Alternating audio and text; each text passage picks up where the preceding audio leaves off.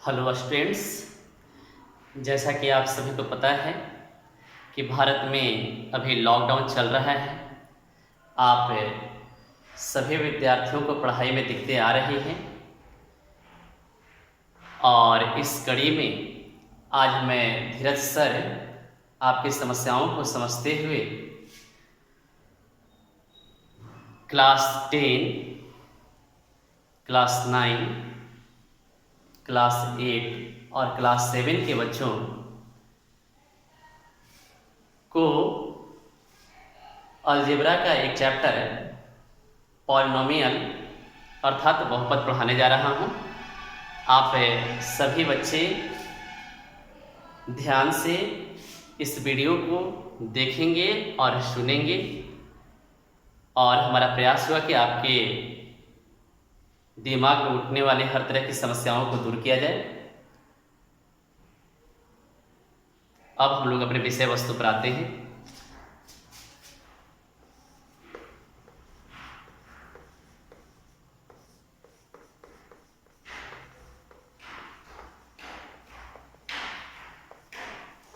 आज है बहुपद। कई बार परीक्षाओं में इस तरह के प्रश्न आते हैं कि निम्नलिखित में से कौन बहुपद है, पहचाने। तो सबसे पहले बहुपद को पहचानना जरूरी है और आप लोगों को पता होगा कि बहुपद को कैसे पहचानते हैं। बहुपद एक या एक से अधिक पदों का मेल होता है जिसके प्रत्येक पद के चर संख्या का घात एक पूर्ण संख्या होना चाहिए। हम लोग बहुपद पहचानने के लिए विशेष ध्यान नहीं देंगे। हम लोगों को उस बहुपद में आने वाले चर संख्याओं पर ध्यान देना है और उस चर संख्या में कौन से घात आ रहे हैं, घात पूर्ण संख्या है या नहीं, इस पर ध्यान देना होगा। यदि सभी जगह चर संख्या के घात पूर्ण संख्या हैं तो वह निश्चित रूप से ही बहुपद है। जैसे आप लोग को हम एक एग्जाम्पल के द्वारा दिखाएंगे। x² + 3x + 5। यहाँ पर देख सकते हैं बच्चों, चर संख्या यहाँ है, x चर संख्या यहाँ है, यहाँ पर चर संख्या गौण है। यहाँ भी चर संख्या का घात कुछ नहीं है, चर संख्या का घात 2 है। 2 एक पूर्ण संख्या है। यहाँ चर संख्या का घात नहीं दिख रहा है, कुछ नहीं है, लेकिन एक छुपा हुआ है जो पूर्ण संख्या है। यहाँ चर संख्या गौण है और हम लोग जानते हैं घातांक में हम लोगों ने पढ़ा है कि किसी के पावर 0 का मान 1 होता है। यहाँ भी x के पावर 0 का मान है 1 गुना में लगा हुआ। हम जानते हैं कि प्रत्येक संख्या गुना में एक छुपा रहता है और यहाँ वही 1 गौण है और 1 का मान हम लोग रख सकते हैं x के पावर 0। यहाँ भी चर संख्या घात पूर्ण संख्याएं ही है 0, अतः यह एक बहुपद है, यह एक बहुपद है। इसी तरह से अगर आप लोग को बोल दिया जाए x + 1/x क्या बहुपद है, तो हम लोग देख सकते हैं कि यहाँ पर तो चर संख्या का घात 1 है जो पूर्ण संख्या है, लेकिन यहाँ पर हम लोग इसको लिख सकते हैं, इसी को दूसरे रूप में लिखेंगे हम लोग। x + 1/x को हम लोग घातांक के फॉर्मूला से जानते हैं, x के पावर -1 होता है। यहाँ पर चर संख्या का घात -1 है जो पूर्ण संख्या नहीं है, अतः यह एक बहुपद नहीं है। यह एक पहचानने के लिए हो गया और अलजेब्रा का यह बेसिक है। नीचे क्लास से ही बच्चों को पढ़ना है, इसको पहचानना है, जानना है। अब हम लोग बहुपद के प्रकार पर चलेंगे। इसके पहले आप लोगों को हम बताएंगे बहुपद के घात के बारे में। किसी बहुपद में चर संख्या का जो महत्तम घात होता है, जो सबसे मैक्सिमम पावर जो होता है, सबसे अधिक सबसे बड़ा वाला जो पावर होता है, उस घात को हम लोग बहुपद का घात कहते हैं। जैसे इस बहुपद के लिए इस बहुपद का घात 2 हो जाएगा, क्योंकि सबसे मैक्सिमम पावर जो है इसमें सबसे बड़ा घात जो है 2 है, अतः इस बहुपद का घात 2 हो जाएगा। इसे बहुपद का घात 2 होगा। यदि इसी तरह से बच्चों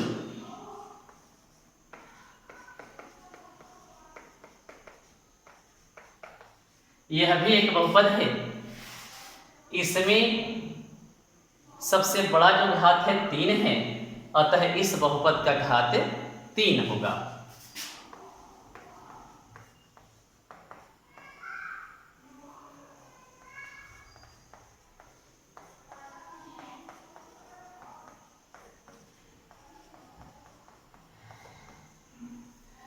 इस तरह से हम लोग बहुपद का घात पता कर लेंगे। इसके बाद बहुपद के प्रकार पर ध्यान देंगे हम लोग। बहुपद में घात के दृष्टिकोण से, महत्तम घात के दृष्टिकोण से हम लोग बहुपद को रैखिक बहुपद, जिसको हम लीनियर पॉलिनोमियल कहते हैं, द्विघातीय बहुपद, द्विघात बहुपद, क्वाड्रेटिक पॉलिनोमियल, त्रिघात बहुपद, और इस तरह से हम लोग उसके घात के हिसाब से, यदि किसी बहुपद का घात 1 हो तो उसे लीनियर पॉलिनोमियल कहते हैं, रैखिक बहुपद कहते हैं, और यदि किसी बहुपद का घात 2 हो तो उसे द्विघात बहुपद कहते हैं, और यदि किसी बहुपद का घात 3 हो तो उसे हम लोग त्रिघाती बहुपद कहते हैं। जैसे आप लोग को हम बताएंगे, रैखिक बहुपद,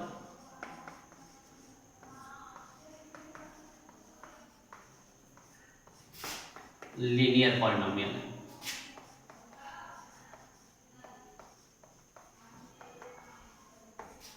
किसे कहते हैं? एक घात वाले बहुपद को।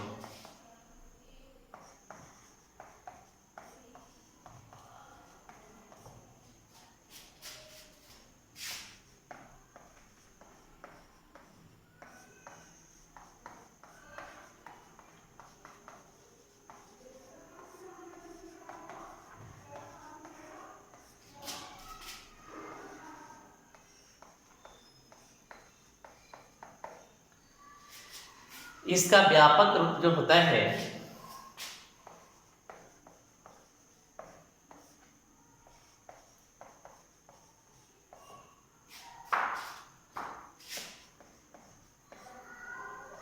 x प्लस b होता है, जहां a और b वास्तविक संख्याएं हैं, a और b वास्तविक संख्याएं हैं,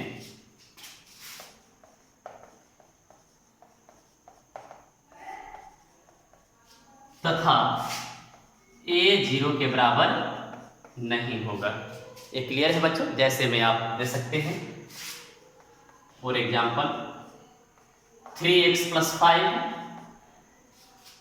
3x प्लस 5 यह रैखिक बहुपद है, चूंकि x का घात, महत्तम घात इसका 1 है इस बहुपद का, और a का मान भी 0 नहीं है, तो अतः यह रैखिक बहुपद हो गया। इसी तरह से 2y माइनस 3 यह भी रैखिक बहुपद है। तो हम लोग अब रैखिक बहुपद पहचान लेंगे। इसी तरह से बच्चों द्विघात बहुपद, द्विघात बहुपद किसे कहेंगे? तो वह बहुपद जिसका घात 2 हो,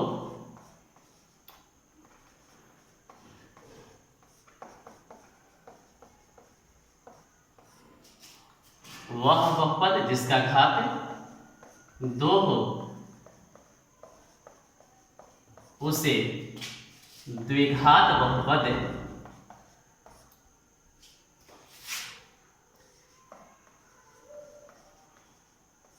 कहते हैं। द्विघात बहुपद आप लोग क्वाड्रेटिक पॉलिनोमियल के बारे में पहले भी पढ़े होंगे। इसका व्यापक रूप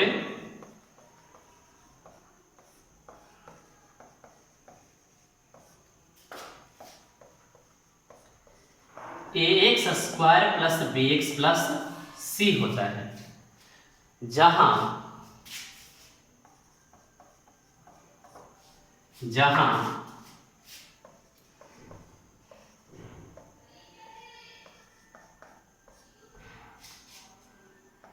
a, b तथा c वास्तविक संख्याएं हैं,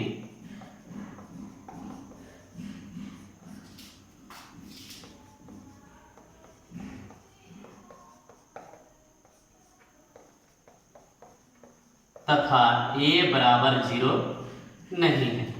बच्चों ध्यान देंगे, यहाँ पर कोई जरूरी नहीं है कि चर संख्या एक सी हो, कोई और भी चर संख्या रह सकता है, लेकिन एक दर्शाने के लिए, इसका व्यापक रूप दिखलाने के लिए आप लोगों को एक एग्जाम्पल के तौर पर दिया गया है कि इसका रूप दिखलाया गया है। जैसे में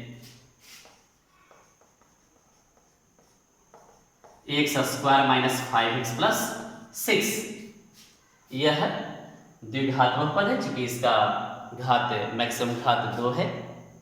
इसी तरह से त्रिघात बहुपद के बारे में बच्चों, वह बहुपद जिसका घात 3 हो त्रिघात बहुपद कहलाता है। और इसका व्यापक रूप यहाँ पर आप लोग को हम दिखलाना चाहेंगे त्रिघाती बहुपद के बारे में। त्रिघाती बहुपद क्यूबिक पॉलिनोमियल, क्यूबिक पॉलिनोमियल वह बहुपद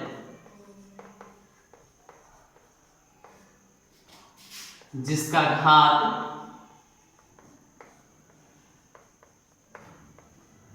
3 हो त्रिघाती बहुपद कहलाता है।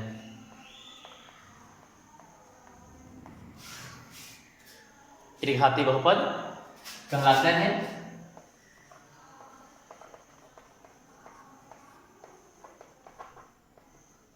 है। इसका व्यापक रूप, इसका व्यापक रूप ax cube plus bx square plus cx plus d होता है, जहां a b c तथा d वास्तविक संख्याएं हैं,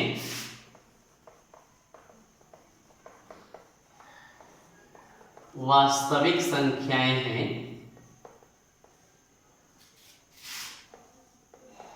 तथा a 0 के बराबर नहीं है। ये आपका घात के दृष्टिकोण से बहुपद के प्रकार हो गए। अब हम लोग इसके बाद शून्य के बारे में जानेंगे, जिसको हम मूल के नाम से भी जानते हैं, रूट्स कहते हैं। शून्य क्या है कि चर संख्या का वह मान जिस मान को रखने पर पूरे बहुपद का मान शून्य हो जाए, उसे हम लोग शून्य कहते हैं। या इसको इस तरह से बोल सकते हैं, वह वास्तविक संख्या जिसे चर संख्या के स्थान पर रखने पर पूरे बहुपद का मान शून्य हो जाए, उस वास्तविक संख्या को उस बहुपद का शून्य कहते हैं। यदि रैखिक बहुपद है तो बच्चों इसके शून्यकों की संख्या 1 होगी, और यदि द्विघात बहुपद है तो इसके शून्यकों की संख्या 2 होगी। त्रिघाती बहुपद है तो इसके शून्यकों की संख्या 3 होगी। इस तरह से बढ़ते जाता है। तो यहाँ पर ध्यान देना है। अब शून्य के बारे में समझ में आ गया कि यदि चर संख्या के स्थान पर किसी वास्तविक संख्या को रखने पर पूरे बहुपद का मान शून्य हो जाए, तो उस वास्तविक संख्या को ही हम लोग शून्य कहते हैं या मूल कहते हैं। इसके बाद बच्चों हम लोग बारी बारी से शून्यकों और गुणांकों के बीच संबंध के बारे में पढ़ेंगे। ध्यान देंगे एक एक करके इसको।